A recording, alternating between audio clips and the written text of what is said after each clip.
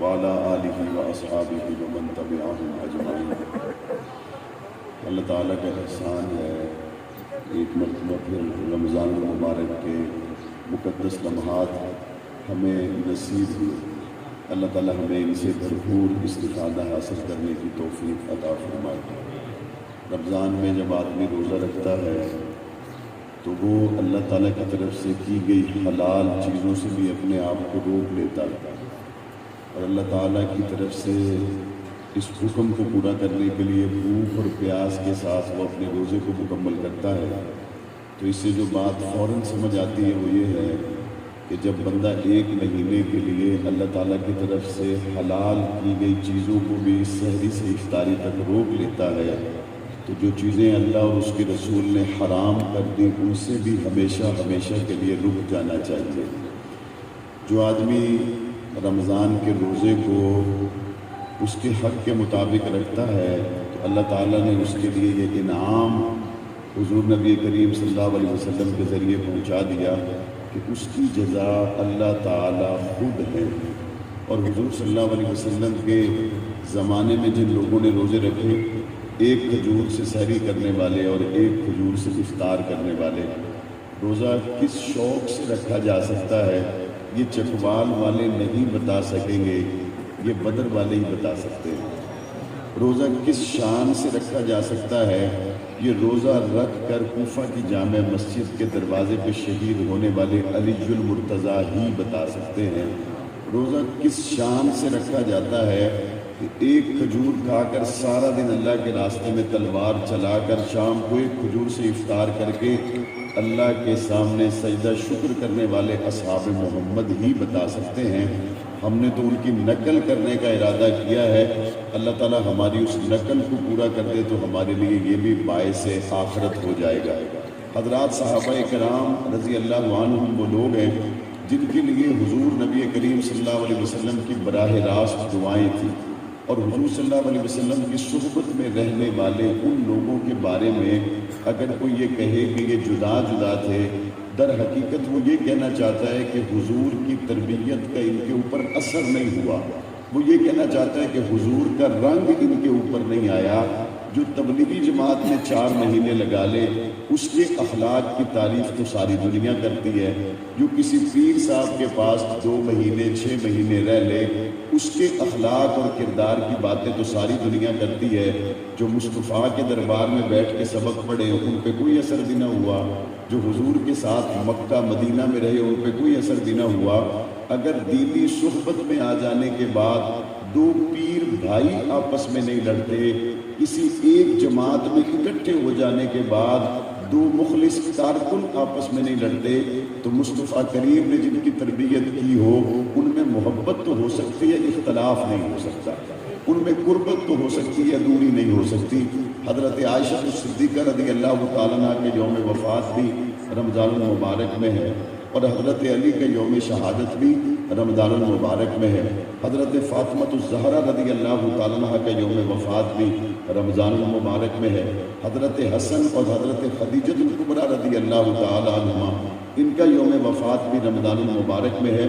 بہت سی شخصیات جو رمضان المبارک میں گزر گئی ان کا بطور خاص رمضان المبارک میں تذکرہ کیا جاتا ہے۔ حضرت علی المرتضیٰ رضی اللہ تعالیٰ عنہ ہمارے ایمان کا حصہ ہے، اور حضرت عائشہ صدیقہ رضی اللہ تعالیٰ عنہ مومنوں کی ماں ہیں، ہمارے ایمان کا حصہ ہے۔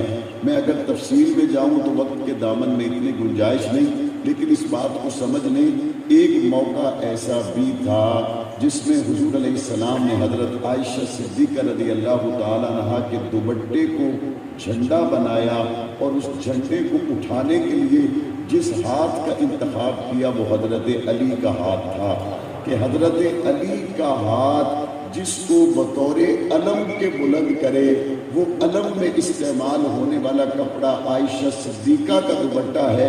اس سے بہتر نقشہ اور کیا ہو سکتا ہے کہ حضرت علی نے اس جھنڈے کو اٹھا کر بتا دیا کہ ماں عائشہ کی عزت میں بات کرنا، حق نواز تو بعد میں آئے گا، میں علی نے جھنڈے کو اٹھا کے بتا دیا، اعظم طارق تو بعد میں آئے گا، میں علی نے جھنڈے کو اٹھا کے بتا دیا کہ نہ عائشہ سے کبھی علی جدا ہو سکتا ہے اور نہ کبھی علی سے عائشہ جدا ہو سکتی ہے۔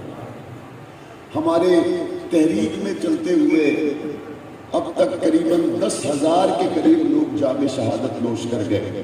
علاقے کی بات ہو تو علاقے والے تازہ رکھتے، ملک کی بات ہو تو ملک والے تازہ رکھتے، لیکن جو شخص عائشہ صدیقہ رضی اللہ تعالیٰ عنہ کی حرمت پر اپنا تن من دھن قربان کر جائے، جہاں جہاں عائشہ صدیقہ سے محبت رکھنے والے لوگ ہوں وہ تمام ان شہداء کو اپنے لیے محسن سمجھتے ہیں، اپنے لیے مشعل راہ سمجھتے ہیں، اور اپنی محبت و عقیدت کا ان کو مرکز سمجھتے ہیں۔ ہم رمضان المبارک میں بہت کوشش کرتے ہیں کہ ہم ضرور اپنے علاقے کے قریب رہنے والے بے سہارا لوگوں کی خبر لیں۔ ہم ضرور کوشش کرتے ہیں کہ فلاں ہمارے علاقے میں ہمارے ساتھ اچھا تعلق نبھا کے بندہ مر گیا تو وہ تو نہیں ہے، لیکن اس کی اولاد کے ساتھ ہمیں سر پہ ہاتھ رکھنا چاہیے، ہمیں اس کے ساتھ محبت کا معاملہ کرنا چاہیے۔ آپ کے چتوال کے اور ہمارے جنگ کا ماحول ایک جیسا ہے۔ جب کوئی دنیا سے چلا جائے تو پہلی عید اس کے یتیم بچوں پر جو آئے، لوگ ضرور ٹولیوں کی شکل میں جاتے ہیں، وہ بھائی عید کے دن کیوں جا رہے ہو؟ کہتے ہیں اس لیے جا رہے ہیں کہ ان کے اوپر پہلی عید آئی ہے، تو ہماری طرف سے ان کے حوصلے کے لیے اور ان کے پہلی عید میں ان کا اگر غم ہو تو اس کو ہلکا کرانے کے لیے ایک قدم ہوگا۔ میں شرعی مسئلے میں نہیں جاتا، شریعت کا مسئلہ تو یہی ہے کہ 3 دن سے اوپر تعزیت نہیں ہے، لیکن جانے والے عید کے دن بہت یاد آتے ہیں، جانے والے خوشیوں کے موقع پہ بہت یاد آتے ہیں۔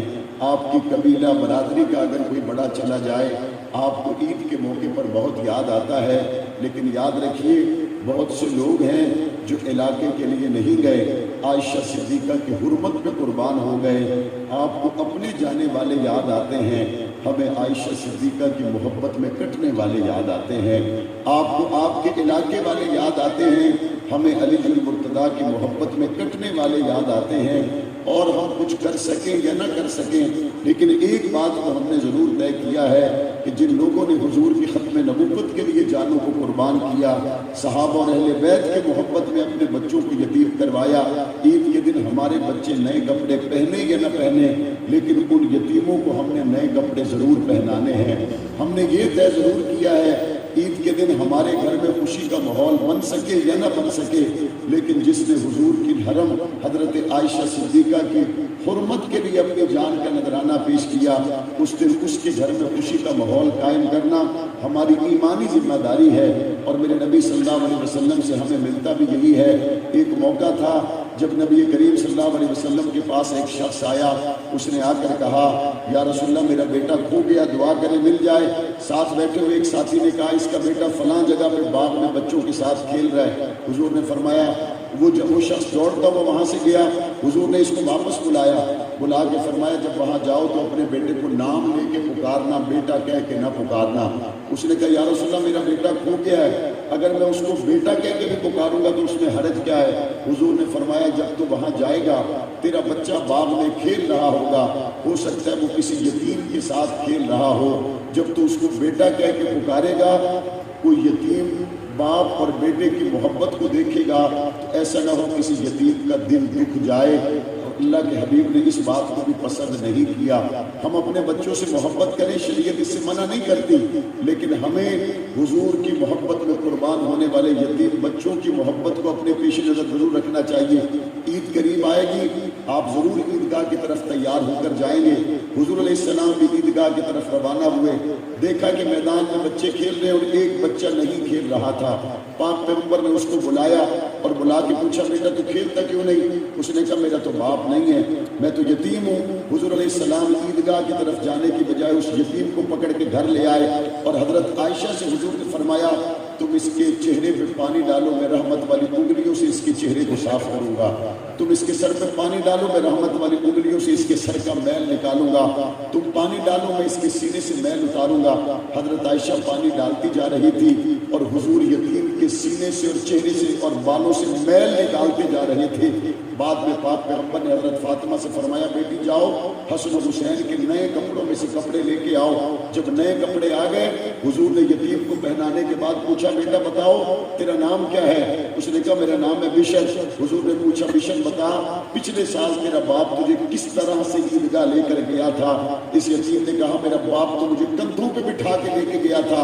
حضور نے حسن و حسین سے کندھوں کو خالی کر دیا اور اس یتیم کو کندھوں پہ بٹھا کے حضور نے فرمایا جب تک یہ یتیم نہیں مسکرائے گا محمد عید نہیں پڑھائے گا۔ حضور روانہ ہوئے اور اس میدان میں اس بچے کو چھوڑا جہاں سے اس کو ساتھ لے کر گئے تھے۔ فرمایا بیٹا جاؤ جب تک تجھے کھیلتا ہوا نہ دیکھ لوں میں عید کی نماز نہیں پڑھاؤں گا۔ آج لوگ کہتے ہیں مولانا صاحب عید گزر گئی دل خوش نہیں ہوا۔ وہ بھائی دل خوش کیسے ہو سکتا ہے جب اسی شہر میں اسی ملک میں ایسے یتیم بچے عید کے دن آنکھوں میں آنسو لے کر پھر رہے ہوں جن کا کنبہ قبیلہ مصطفیٰ کی محبت میں قربان ہو گیا، اور ہم اپنے بچوں کے ساتھ نئے کپڑوں کے ساتھ عید گزار کے یہ سوچیں کہ دل میں خوشی آئے گی؟ کبھی نہیں آئے گی۔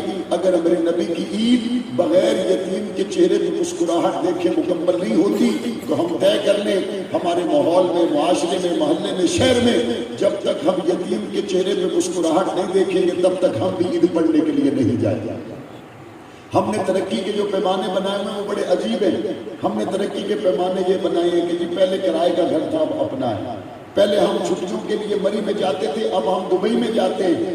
ہم نے یہ اپنے لیے نعمتوں کے پیمانے بنائے ہوئے ہیں۔ شکرانہ یہ نہیں ہے کہ پیسے زیادہ آ گئے، شکرانہ یہ ہے پہلے آپ کے گھر سے 10 لوگوں کو آسانی ملتی تھی، آج آپ کے گھر سے 20 لوگوں کو آسانی ملتی ہے۔ شکرانہ یہ نہیں ہے میرا گھر بڑا ہو گیا، شکرانہ یہ ہے پہلے میرے ذریعے اللہ تعالیٰ 15 لوگوں کو خیر پہنچاتے تھے، اب میرے ذریعے سے 500 لوگوں تک خیر پہنچ رہی ہے۔ پہلے میرے دسترخوان پہ اتنے لوگ کھاتے تھے، الحمدللہ اب میرے دسترخوان پہ اتنے لوگ کھاتے ہیں۔ ہمیں ان سارے پیمانوں کو بدلنا چاہیے اور ہمیں کوشش کرنا چاہیے آگے جانے کی بجائے ہم پیچھے چلے جائیں، اور اتنا پیچھے چلے جائیں کہ چکوال کا موسم اور محمد کے مدینے کا موسم ایک جیسا ہے۔ ہمیں اپنے روزوں پر نظر کرنی چاہیے، اپنی سحری اور افطاری پر نظر کرنی چاہیے، محلے والوں پر نظر کرنی چاہیے، اور جو پابند سلاسل ہیں وہ میں تو آزاد فضاؤں میں ہوں۔ میرے وہ کارکن بھی تو ہیں جن کو 10 سال گزر گئے انہوں نے سورج کو چڑھتا ہوا نہیں دیکھا۔ ہم تو آزاد فضاؤں میں ہیں، وہ لوگ بھی تو ہیں۔ پچھلے ہفتے شفیق الرحمان معاویہ 8 سال سے ہمارا وہ ساتھی لاپتہ ہے، اس کی والدہ اس کا انتظار کرتے کرتے دنیا سے چلی گئی۔ 6 سال ہو گئے مجھے میرے چچا کا پتہ نہیں ہے۔ کتنے مسائل اور تکالیف سے لوگ گزر رہے ہیں، وجہ پوچھیں تو وہ 15 سال 20 سال یہاں تک کہ 29 سال 6 مہینے کے بعد رہا ہو کر آنے والے لوگ مسکرا کر کہتے ہیں خدا کی قسم وجہ سوائے عائشہ صدیقہ کے اور کوئی نہیں ہے، وجہ سوائے علی بن مرتضیٰ کے اور کوئی نہیں ہے۔ کبھی آؤ جھنگ کی دھرتی پہ میں آپ کو ان لوگوں سے ملواؤں جو 29 سال کے بعد کال کوٹڑیوں سے نکلے، گھر جانے کی بجائے علامہ محمد احمد لدھیانوی کے پاس آئے اور آ کے کہنے لگے ہم جماعت میں چلتے چلتے 29 سال کے لیے پابند سلاسل ہو گئے تھے، گھر جانے کی بجائے آپ کے پاس آئے ہیں، اگر اجازت دو گے تو گھر جائیں گے، اگر جماعت کے کسی اور کام کے لیے روانہ کرو گے یہیں سے چلے جائیں گے۔ ایسی عظیم الشان قربانیاں پیش کرنے والے لوگ آپ کے اس ملک کے اندر موجود ہیں، ان کے لیے دعائیں کرنا اور ان کو سحری اور افطاری کی اپنی دعاؤں میں یاد رکھنا یہ میری اور آپ کی ذمہ داری ہے اور ہونی چاہیے۔ اور میرے اللہ تعالیٰ نے چاہا ہم نے پنجاب اسمبلی کے اندر جس کوشش کا آغاز کیا تھا، میں نے گورنر سرور کو اس وقت کہا، میں نے کہا ظالم تم آج گورنر ہاؤس سے رسوا ہو کر نکلے ہو، کاش پچھلے سال بنیاد اسلام بل پہ دستخط کرتے، اس کے بعد تمہیں گورنری سے کوئی ہٹاتا بھی صحیح، لاکھوں شاہ کہ مصطفیٰ تمہارے ساتھ ہوتے۔ ہم نے آج نہیں بننے والی حکومت سے بھی کہا ہے آؤ حضور کی عزت کی بات کریں، آؤ صحابہ اہل بیت کی عزت کی بات کریں۔ اللہ تعالیٰ انہی مقدس قربانات پر ہمیں آگے بڑھتے رہنے کی توفیق عطا فرمائے اور ملک پاکستان کی حفاظت فرمائے، پاکستان کا برا چاہنے والوں کو اللہ ہدایت دے، پاکستان کا اچھا چاہنے والوں کو اللہ تعالیٰ اس ملک میں جگہ دے اور میرے ملک میں اللہ تعالیٰ اسلامی نظام کی بہاریں عطا فرمائے۔ وآخر دعوانا الحمدللہ رب العالمین، الحمدللہ رب العالمین والعاقبۃ للمتقین والصلاة والسلام علی آلہ واصحابہ اجمعین۔ رب اغفر وارحم وانت خیر الراحمین۔ رب اجعلنی مقیم الصلاۃ ومن ذریتی ربنا وتقبل دعاء ربنا اغفر لی ولوالدی وللمؤمنین یوم یقوم الحساب۔ اے میرے رب کریم ہمارے گناہوں کو معاف فرما، اس امت مسلمہ پہ رحم فرما، جتنے مسلمان گزر گئے سب کے درجات بلند فرما، بالخصوص شہداء اسلام کے درجات بلند فرما۔ اے میرے رب کریم رمضان المبارک میں سحری، افطاری، تراویح، دیگر کی جانے والی جملہ عبادات کو اپنے فضل سے قبول و منظور فرما۔ اے میرے رب کریم مدارس کی، مکاتب کی، خانقاہوں کی، تبلیغی جماعتوں کی، علماء کرام کی حفاظت فرما۔ اے میرے رب کریم دینی تحریکوں کی حفاظت فرما۔ اے میرے رب کریم ایک عظیم الشان قربان